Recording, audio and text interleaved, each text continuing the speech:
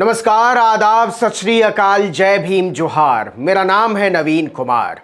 उत्तर प्रदेश से एक बहुत बड़ी खबर है, एक ऐसी खबर जिसका विश्वास अभी तक कोई नहीं कर पा रहा।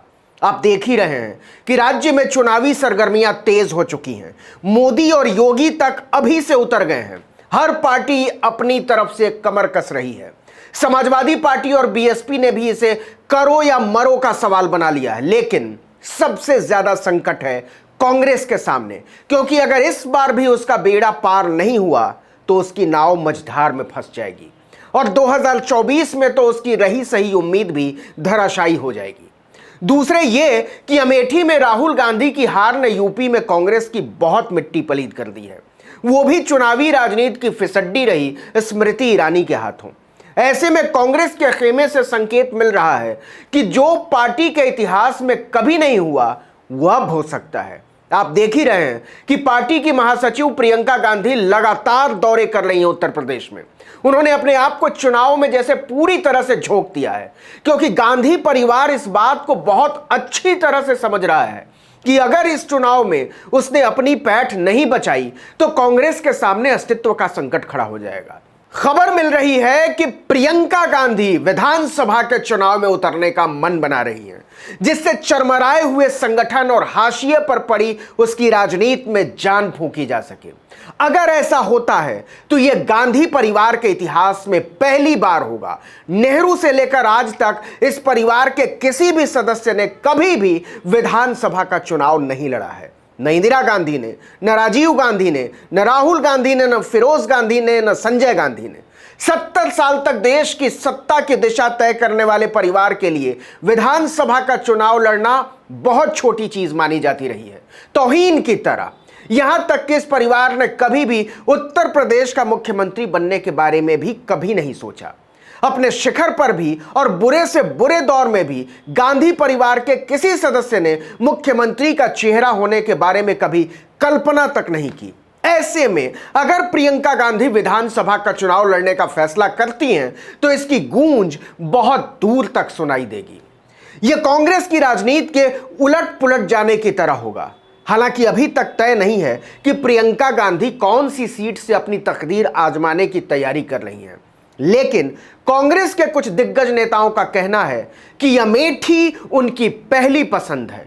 अमेठी उनके पिता राजीव गांधी की संसदीय सीट रही है और इसके बाद उनके भाई राहुल गांधी की।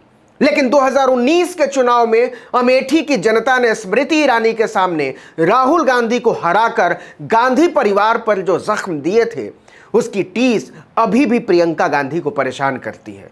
राहुल गांधी को केरल की वायनाड सीट से संसद में प्रवेश करना पड़ा था। सूत्र बताते हैं कि प्रियंका अमेठी से राहुल की हार का बदला लेने के लिए कोई भी कदम उठा सकती हैं और इसी का नतीजा है कि विधानसभा चुनाव लड़ने के बारे में विचार आ रहा है। बताया यह भी जा रहा है कि यह सलाह प्रशांत किशोर ने राहुल प्रियंका को दी है। पिछले कुछ समय से प्रशांत किशोर राहुल प्रियंका के करीबी सलाहकारों में शामिल हो चुके हैं। उनके मशवरों को राहुल बड़े बड़े कांग्रेसियों को दरकिनार करके पार्टी में लागू कर रहे हैं। ऐसे में अगर उन्होंने सलाह दी है कि प्रियंका गांधी को खुद चुनाव मैदान में उतरकर पार्टी को सामने से नेतृत्व देना चाहिए तो इसे बहुत गंभीरता से लिया जाना तय है। हम बता दें कि अभी तक प्रियंका गांधी या राहुल गांधी या कांग्रेस पार्टी ने आधिकारिक तौर पर इस तरह के कोई संकेत नहीं दिए हैं, लेकिन लखनऊ के पार्टी दफ्तरों में इसके संकेत से ही रौनक आ गई है। इन कयासों को इसलिए भी बल मिला है कि कांग्रेस पार्टी बहुत गंभीरता के साथ रायबरेली और अमेठी में वोटरों के आंकड़े जुटा रही है। उनके फोन नंबर, जाति, परिवार के सदस्य, उनके मुद्दे, उनकी चिंताएं वगैरह वगैरह। ऐसा कांग्रेस पार्टी ने इतने बड़े पैमाने पर कभी नहीं किया। यह बीजेपी की बूथ लेवल तैयारियों का हिस्सा जरूर रहा है, जिसे वो पन्ना प्रभारी कहती है। मतलब वोटर लिस्ट के एक पन्ने पर जितने वोटरों के नाम हैं उन सबको पोलिंग बूथ तक लाने वाला प्रभारी। पिछले दिनों लखनऊ में कांग्रेस की एक बहुत बड़ी बैठक हुई थी। इस बैठक में पार्टी के प्रदेश अध्यक्ष और दूसरे पदाधिकारियों और प्रभारी समेत हर विंग के सलाहकार शामिल थे। उस बैठक में भी यह बात उठी थी कि प्रियंका गांधी को चुनाव मैदान में उतर जाना चाहिए। इससे जहां बीजेपी, बीएसपी और समाजवादी पार्टी में खलबली मचेगी, वहीं कांग्रेस का संगठन भी खड़ा हो जाएगा।